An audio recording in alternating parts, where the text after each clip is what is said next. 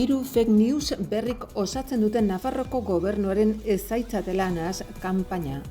Nafarroko gobernuak giza eskubideen nazioarteko egunean parte hartuko du herritarrentzako hainbat jarduerarekin, giza liburutegi batekin eta bideo instituzional batekin.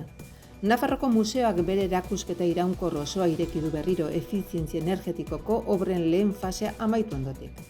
Nafarroko Antzerki Eskolan eginen da ados teatroren 52 ertz antzeslanaren estrenaldian Nafarroan 2025ko antzerki aroa udalaren zikloaren barruan. Itxaropenaren telefonoa izango da, Gabonetako pregoiaren protagonista abenduaren 19 Iruñeko udaletxe plazatik abiatuta. Abenduaren 12 bitartean ingurumen hezkuntzako museoak dirurik gabeko truke azokaren edizio berri bat hartuko du kontsumo arduratsua sustatzeko. Lezakako udalak kale publikoa egokiago antolatzeko lanean, bide publikoko pasebide lizentzien ordenantza onartu du. Baztango EH Bilduk batzar irekia eginen du gaur Arizkunenea kulturetxean.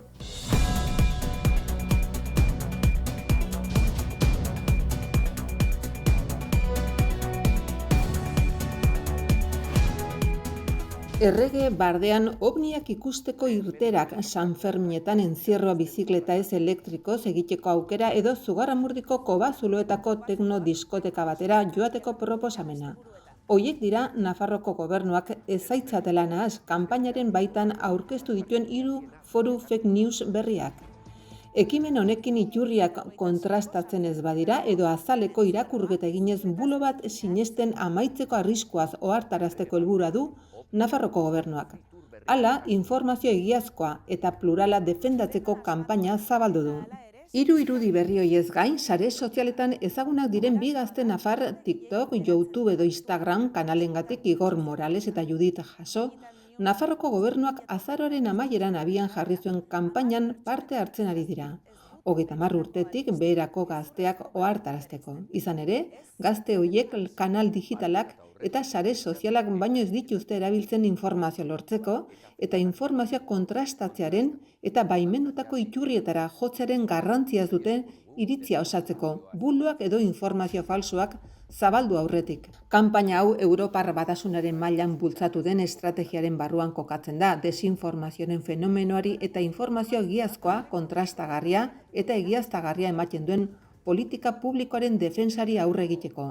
Lurraldeko hainbat udalerri lotutako fake news adibidetan oinarritutako kanpaina instituzional baten bidez.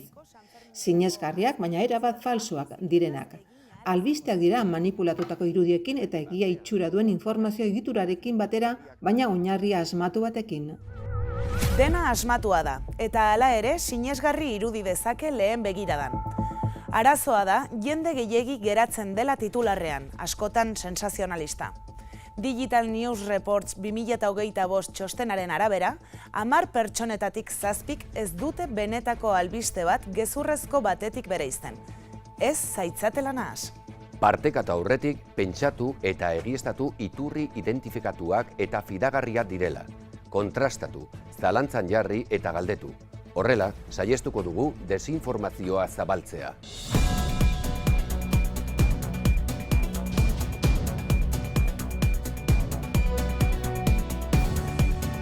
Nafarroko gobernuko memoria eta bizikidetzako kanpo ekintzako eta euskerako departamentuak memoria eta bizikidetzaren zuzendaritza nagusiaren bitartez giza eskubideen nazioarteko eguna ospatuko du aste honetan. Eskubide guztiak persona guztientzat goiburuarekin. Egun honen inguruan, lehendakariorde eta memoria eta bizikidetzako kanpo ekintza eta euskerako kontseilaria Ana Ollok, foru gobernuak bigarren hezkuntzako ikaslei nahi ez den bakardadearen gaia helarazteko antolatu dituen proiektu solasalietako batean parte hartu du. Hau, Iruñako Navarra Bilosla da, bigarren hezkuntzako institutoko ekitaldi aretoan hartu du ados teatro eta bide bitarte kooperatibaren proposamena.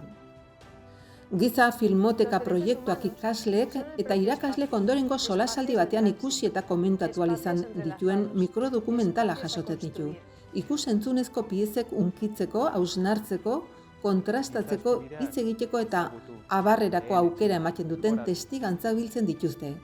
Ikastetxeko ekitaldi aretoan ikusi eta entzun ahal izan duten bezala. bertaratutakoengandik oso gertu dagoen errealitateari buruz.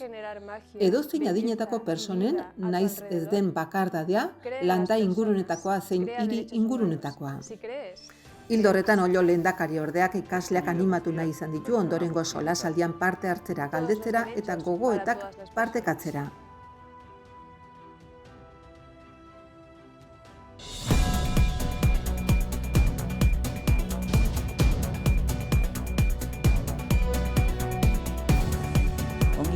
Nafarroko museoak 2024ko abenduan hasi ziren efizientzia energetikoa hobetzeko lanak amaitu ditu. Konstrukziones LHSL-eri esleitu ondoren, eta 2.239.517 euroko azken kostu izan dute, beza barne. Finantzak eta Europar Batasunak Next Generation finantzatutako suspertze, eraldatze eta erresilientzia planeko funtsen kargura izan da osorik. Eta funtsoiek Nafarroko Foru Komunitateari transferitu zaizkio erabilera turistikoko ondare historikoa mantentzeko eta birgaitzeko proiektu jasangarrietarako. Turismoko zuzendaritza nagusiak kudeatuta. Zehazki lan hauek egin dira, eraikin osoaren estalkia termikoki isolatu da eta erakusketa iraunkorreko 4 solairuk hartzen dituen eraikin nagusiaren kanpoko arotzeriak prestazio hobeak dituzten beste batzukin ordeztu dira.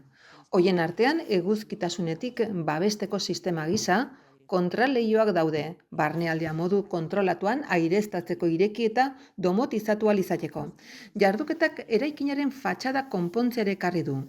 Proiektua eta obra zuzendaritza, Maria del Olmo, Inigo arkitektoari esleitu zitzaizkion. Horrela, azken urtean eta erakusketa iraunkor ia osoa itxi den arren, historia aurreko piezetara eta estatua togadunera mugatuta, Nafarroko museoak oso jende asko bildu ditu.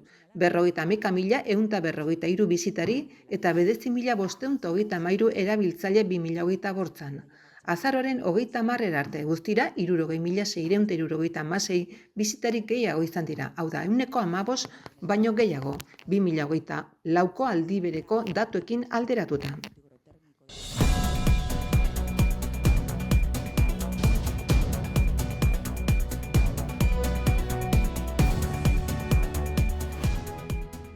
Gaur abenduak 10 asteazkena arratsaldeko 7 Ados Teatroa konpainiaren 52 ertz antzeslana taularatuko da Nafarroko Antzerki Eskolan. Euskerazko bertsioaren Nafarroko estrenaldia da eta gai hauek lantzen ditu. Bakartze soziala, inkomunikazioa, desberdinkeria eta personek entzunak izateko duten nahia. Antzeslana 2025ko antzerki aroa udalaren zikloaren parte da eta hasiera batean urriaren 15erako aurreikusita zegoen, baina abendura arte atzeratu behar izan zuten. Izenburua metafora bada eta neurketa unitate bati 52 ertzi egiten dio referentzia. Azken 35 urtetan ozeano bareko hainbat tokitan erregistratutako soinu maiztasun bitxi bada. Balea urdin baten kantuaren antzekoa. Baina balea urdinak 10 eta 39 ertz bitarteko soinua maiztasunetan komunikatzen dira eta beraz, zetazio hori gorra behar bada espeziaren soinu ataritik kanpo gelditzen da.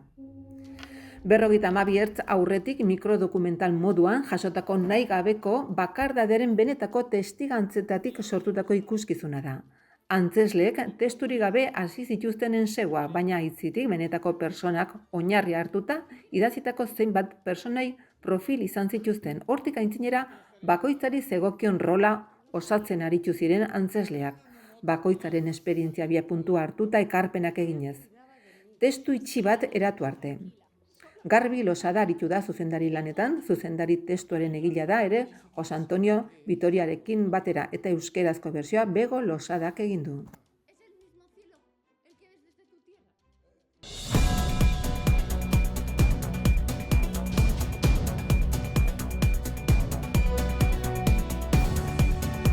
Itxaropenaren telefonoak irakurriko du aurten Gabonetako pregoia eta datorren ostiralean abenduak 19an emango die hasiera Gabonetako jaiei, arratsaldeko 7 Iruñeko udaletxe plazatik abiatuta. Erabaki honekin Iruñeko udalak erakunde honek Nafarroan egiten duen lan sozial garrantzitsua eta bere konpromiso solidarioa aitortu nahi du. Babes emozionala, laguntza eta entzute aktibo eskainiz, bakardade egoerak, krisi personalak edo egoera bereziki ahulak bizi dituzten personei. Horren guztiaren ondorioz, itxaropenaren telefono elkartea funtsesko baliabide da Iruñarentzat eta hedaduraz foru komunitatea osoarentzat. Begoña Arbeloa Garzia elkarteko lehendakariak irakurriko du pregoia.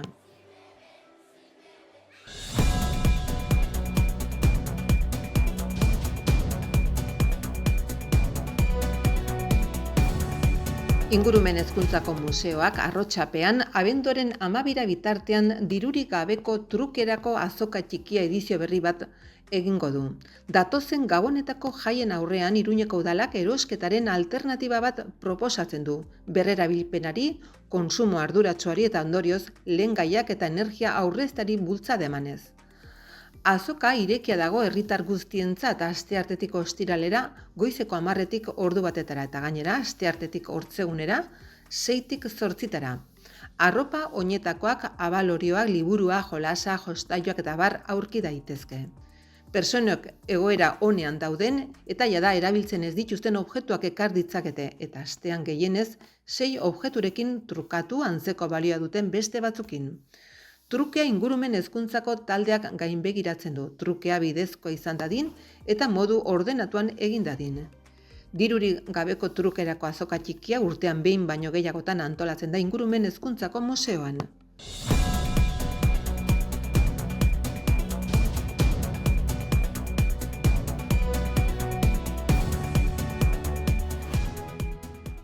Lesakako udalak eremu publikoa egokiago antolatzeko lanean bide publikoetan pasabide lizentzien ordenantza onartu du. Ibilgailu batekin etxe bizitza, garaje edo lokal batera sartzeko espaloia edo bertze eremu publiko batzuk zeharkatu behar badira, pasabide lizentzia beharko da.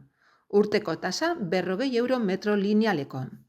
Sarbidera ailegatzea eragozten duen edozein geldialdi, aparkatze edo elementu debekatuta egonen da. Lizentziak urte bateko iraupena du, baina aldaketarik eskatzen ez bada lizentzia urtero automatikoki berrituko da. Lizentzia eskatzeko azken eguna abenduaren 31 izanen da. Eskaera presentzialki egin daiteke herriko etxera joan eta formulario entregatuz edo Lesakako udalaren webguneren formulario bidez. Lesakako udalak gogorarazi nahi du pasabide lizentzia eskatu gabe baldin badago udalak garajean aintzineko espazio publikori bere beharretarako erabili ahal duela.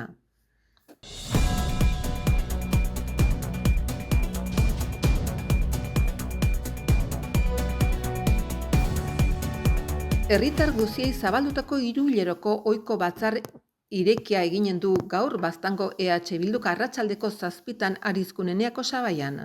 Zenbait kontu izanen dira solasgal, hoien artean urrengoak Elizondoko Benito Menin adingabe migratzailentzako irekitzekoa den harrera zentroa. Udal lantaldeari dagokionez, obra baimenak eta ondare zerbitzuak. EH Bildu koalizioari erreferentzia eginez, nazio elkarrizketa, Venezuelako egungo egoera eta azkenik honako galderaren bidez bideratutako hausnarketa estrategikoa. Udaleko enpresa publikoen jarduera ekonomikoa hedatu beharra da.